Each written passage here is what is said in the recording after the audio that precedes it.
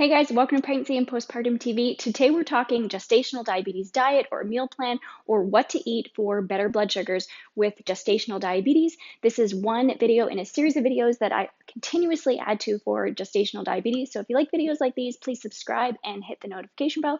I'm also going to provide you with a meal plan, a weekly meal plan for gestational diabetes. So you can go grab that from the description box below. If you're new here, my name is Jessica Pumple. I'm a registered dietitian and certified diabetes and bariatric educator, and I've been working with moms with gestational diabetes to get better blood sugar since 2009, so 11 years from the time that I'm publishing this video. And I also have a Facebook community for moms with gestational diabetes with over 2,000 moms. And recently, I've really been listening and learning from their experiences, and I've also been doing evidence-based research, and I've really changed from what I was doing, let's say 11 years ago. So the traditional North American guidelines for gestational diabetes are 175 grams of carbohydrate. And really the evidence is changing, and it's showing that for moms that are struggling with their blood sugars, that a lower carb, so not a low carb, but a lower carb alternative is safe and effective for moms with gestational diabetes. So I'm going to talk about a carbohydrate diet or meal plan that is from 90 to 130 grams of carbohydrate, nutrient-dense, sort of healthy foods for you and your baby for better blood sugars, but to making sure that you're meeting all your nutrient needs. And if you're not exactly sure how to carbohydrate count correctly, I will also link to another video in the description box below on how to accurately carbohydrate count in an easy way. Before I dive in, I also want to give credit to Lily Nichols' book, Real Food for Gestational Diabetes. I recommend it for every mom with gestational diabetes, and she really digs into the research and everything around the lower carb sort of alternative way of eating for gestational diabetes. And I also want to say I am a dietitian, but I am not your registered dietitian, and every pregnancy is different.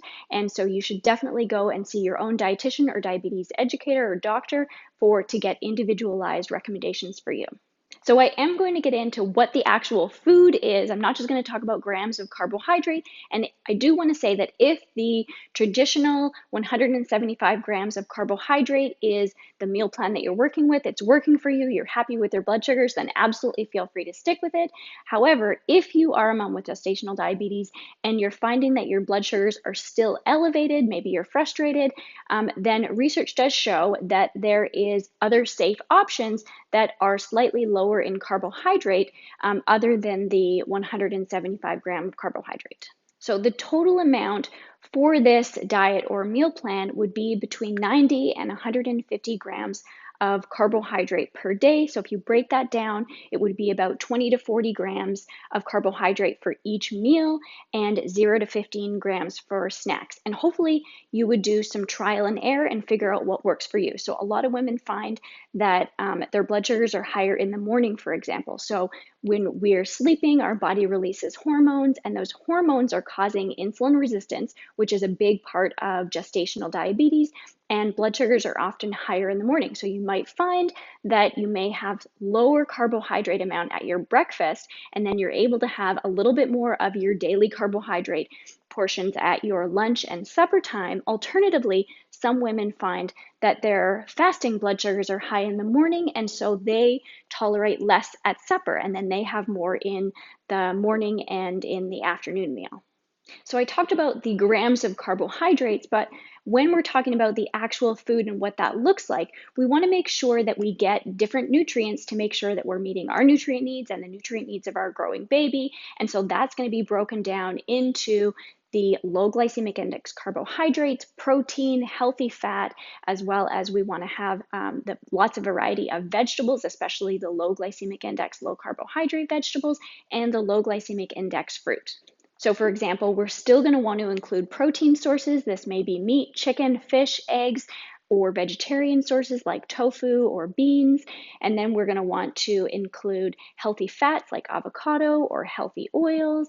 And then we can still include some low glycemic index carbohydrate. So if you're not sure of the carbohydrate, you can actually just Google it, and 55 or low is considered low glycemic index, but this is going to be sort of, even the whole grain al dente cooked pasta can be a low glycemic index, or whole grain bread you might be able to tolerate. Some other women find that they're not able to tolerate bread and they go more for cooked quinoa or millet or sweet potato for their carbohydrate sources.